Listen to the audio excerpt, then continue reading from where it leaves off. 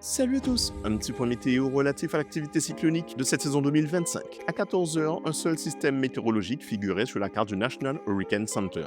Il s'agit d'une onde tropicale qui devrait émerger du continent africain au cours des prochaines 24 heures. Depuis notre dernier point cyclonique, ce phénomène a vu ses chances de cyclogénèse légèrement rehaussées par les services américains, passant de 20 à 30%.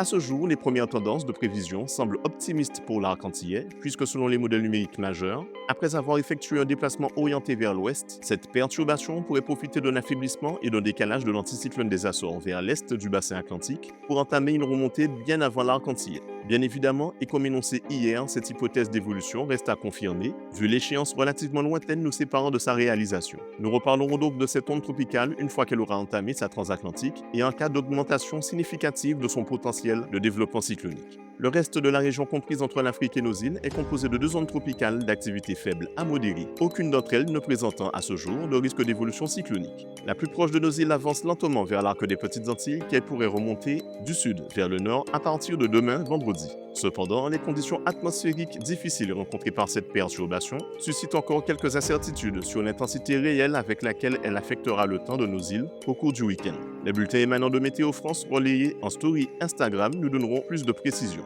Mais en attendant, c'est tout pour aujourd'hui. Excellente soirée à vous et à bientôt.